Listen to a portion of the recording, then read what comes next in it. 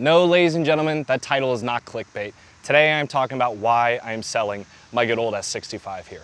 She has served me very well over the years, but I'm ready to pass the torch, and I want to talk about why that is and what you as the future owner should know about owning this amazing piece of Mercedes history. So with that, let's jump into it. As many of you know, this is my 2006 S65 AMG. This thing has been on tons of adventures with me over the years. It's fast, it's comfy, it keeps up with every supercar you can think of, and I originally bought it for just 17 grand. It's been the best car I've ever owned. It's never left me stranded, I've kept up with all the maintenance over the years, and it's really been an amazing car to me. It's been through a couple different looks now, the latest being this cherry red with the different headlights thanks to Double T detailing, and thanks to Tuning Tech FS in Crofton, Maryland, we're pretty sure it's the fastest tune and exhaust only W220 S65 in existence. To the wheels, it's making 690 horsepower and 881 pound-feet of torque. It's really fast. And this is certainly the only one in existence that has a quad-tip,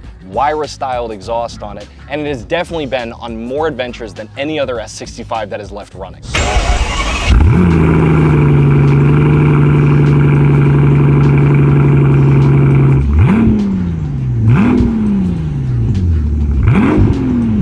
And folks, unlike any other S65 that goes up for sale, specifically the 220s, this one's been properly maintained. Before I talk about why I want to sell this car, there is something I wanted to touch on that's kind of important. As some of you know who have been watching me, I just recently came back from adventure drives with Rob Ferretti, and the videos from that are going to start coming out now. The first one comes out tomorrow. But in about a month, September 24th to the 29th, I'm gonna be going on another one. And this time, it's in Germany. We're gonna drive on the Autobahn, do the Nürburgring, go to the Porsche Museum, Strasbourg, Oktoberfest, just bucket list stuff. We're gonna do it all in a week. And Rob's giving away a free entry to it. He's gonna be taking care of your flight, your car, the trip, of course. All you gotta pay for is gas. The way he's doing it is he's gonna be printing 500 shirts. Each one is sold as an entry. So the more you buy, the higher the chance you have of winning out of 500. You don't wanna wait on this though. He's doing the drawing the first week of September. So that's coming up. So I'll put the link in the description down below. Normally this is like a $10,000 trip, all said and done with expenses and everything. So to be able to go on it and just pay for gas, I mean, it's a pretty good play. So the link is in the description down below. Take a look at it if you want to see if you can get a free spot, and I hope to see you there. All right, so why do I want to sell this car? Well, there's a practical reason that I want to sell this, and then there's an emotional reason. The practical reason is just I don't drive the car very much anymore. And it's not because I don't love it. I love this thing to death. But it's just, it doesn't have the same utility as I once did. And the other thing is I'm really focusing on trying to build my online fitness coaching business. If you don't know, I started one. It's called Trained by Jimbo, and I help people get in the best shape they can in 90 to 180 days. I'll put a link in the description down below if you're interested. But I'm not gonna turn this into a sales pitch. But having the extra money from selling this would be nice to reinvest into the business and help it grow. But as for the emotional reason, well, I'm finally ready to let this thing go. For those who don't know, I've had this car since 2020. And I bought it for Gold Rush Rally because in the land of first world problems, my Murcielago wasn't ready to go at the time. But the plan was to do Gold Rush with this, do our Savage Rally coming up right afterwards, the one I ran from the cops in, and then dump it. Because these cars, they're not known for their cheap maintenance costs, but the plan was to dump it right after that because I didn't want to deal with any of the maintenance bills on this. But then I fell in love, and I made a lot of really good memories in this car, and it treated me so well. You know how it goes, like, car gets a nickname, and it gets its own theme song, and maybe I just need to grow up a little bit, but like, you get to a point where you have so much fun with the car, and then you have a hard time seeing yourself without it. But as time has gone on, especially with how much my life has changed over this last year, this car has done a lot more sitting than driving. And I'd rather see it driven than not. I'd rather someone enjoy this than just me letting it sit. One thing about these early 2000s cars, they tend to behave better when they're driven. When they just sit, that's when things tend to break. If you buy a new S65, or I wouldn't say new, but let's say another S65 with very low miles, there's a good chance it's been sitting a really long time, and the moment you get on it, the moment you really drive it hard, a hose is gonna blow or something else is gonna fail. This car has really been driven, and it's been maintained properly. I've had it dealer serviced for virtually the entire time I've owned it. And I've got service records for all of it too. But every time this car needed something, it was taken care of. And if you've watched me over the years, then you know, like, this car has been driven hard. But unlike most S65s, and like I said, I'd be willing to bet most of them for sale, especially the 220s, this one's been maintained right. And unlike every other seller that's selling an S65, especially a 220, I'm actually gonna show you everything that's wrong with mine so you know when you buy the car. And I know it's gonna sound crazy, but there's very little this car needs. They're all very small things. High level overview, this thing is ready to go on a rally tomorrow. You know, everything that needs to be ready to go on this is. But the small things, that's what we need to look at. First things first, folks, we open up this door, just want to bring attention to good old sticky buttons. This is an early 2000s car thing. This has been like this since I bought it. It's not the end of the world, but it is there. Want to mention it. When you get the car, I will take off all of my, you know, sticky mounts I have for phones. Those were from over the years of rallying.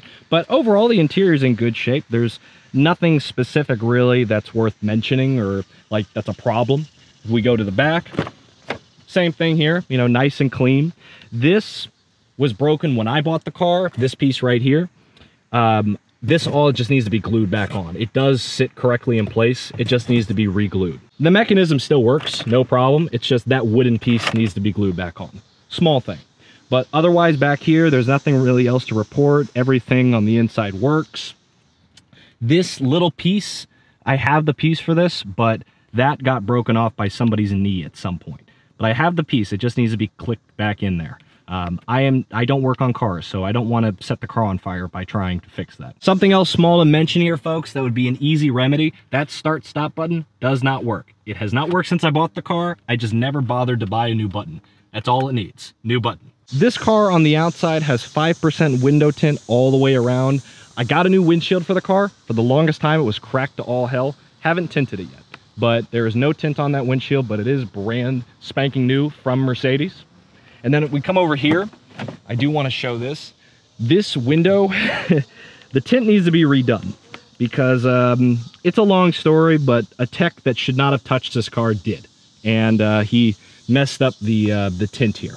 So it just needs to be retinted because that's they're just scratches from the window falling into the door panel. All the interior controls work, by the way. The heated, cooled, and massaging seats, the air pump, like everything works. There's no issue there. The radio works. I'm going to include this transmitter that you tune to the radio in here so you can play your Bluetooth. This is the best one I've ever found, so I am going to graciously give you this. Looking around the back over here, everything looks nice. The headrests go up and down. The soft closed doors on all of them work. So that was a little bit too hard, but if you see right here, closes, no problem. Get this door too, no problem. I'm only taking the time to show this because this is a common thing that fails on these cars and it's not cheap to fix. So here's another door right here, no problem. And then right here, all good. The little rubber pieces right here, they have a tendency to fall off. And I'm sure there is a way to get a replacement piece for that. But according to Mercedes, I got to buy the whole door handle. Now, I'm not doing that. So that will be something you can worry about, or you can do what I did, which is just ignore it. It's not that big of a deal. But coming around to the back over here, we do need to talk about the trunk.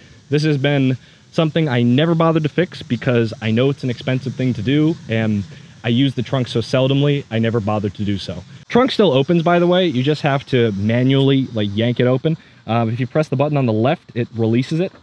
There we go. And you just pull up. She's a bit heavy. Oh, yeah. But yeah, it's yeah, it needs to be cleaned. But there's a lot of leaves there. But yeah, trunk is the trunk. You know, despite the exhaust system on this car, we still have a completely usable trunk. We got some tools in there from Mercedes, the jack, the you know, the normal hand tools. But you'll see when it goes down, it still seals, which is pretty good. Under here, for those who haven't seen it, this is the exhaust system on the car. Right there, we got the big old pipes, 3-inch pipes, and then 2 big mufflers right there. Also there, folks, it's a little hard to see, but that is a strip for neon. This car does still have neon on it, but the controller, I couldn't tell you why, but we disconnected it for some reason. The controller is sitting here in the back. I have it right here, and the key fob for it, but that just needs to be reconnected. The connection is in the trunk on the right hand side. I could show you where we would need to connect that when you come grab the car if you want it. But neon is still on this car. Other small things I could think of that are worth mentioning. I don't remember which wheel. I think it's the right wheel, but it's missing a TPMS sensor. It was back when these wheels got powder coated. For some reason, one wheel did not get its TPMS back. So it doesn't change anything about the car. There's just a light on the dash that says you need a TPMS. So not the end of the world. Tire pressure is fine. And the other thing is the AC in the car. It still blows cold, but it could definitely, I think it would be worthwhile to recharge it. If you lower the AC enough, it works fine. Like I think I have it at 63 degrees right now. Blows cold, but I'd get it recharged before going on like a full-on rally. Now I know these headlights are not everybody's cup of tea. They were something that for a while I was really into, now kind of meh. But I do have the original headlights. They just need to be restored.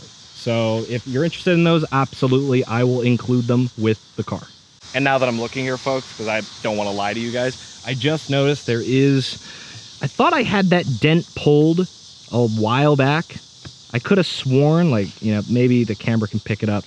It's really hard to see, like just normally, but if you look at it at just the right angle, you can kind of see it. Yeah. So there's a little bit of a door ding there. I thought I had that pulled like a year ago. I guess it unpulled itself. So that probably should be taken care of. So with that, folks, my hope is that this goes to someone that's really going to drive it, or at the very least, maintain it and take care of it. Because it's a special car. And like I said, I don't just mean because it's still running. I mean the fact that there's very, very few of these. And to this day, I've never seen another one. I've seen some SLs, but I have never seen another S65 W220. If you're interested, my email's on screen and I'll also put the link in the description. But you know, I'm looking for a quick and painless sale. So 12 grand or best offer. You know, I think that's fair given that this thing's almost 20 years old and, you know, everything with the car and the custom work and everything. So with that, folks, I hope you enjoyed the video. Send this video to someone who needs a W220 S65 in your life. I am sure one of you wants to own one of these cars. I've seen enough comments saying that this is your dream car now. Now's your opportunity. But thank you for watching, and I'll see you tomorrow with Adventure Drives.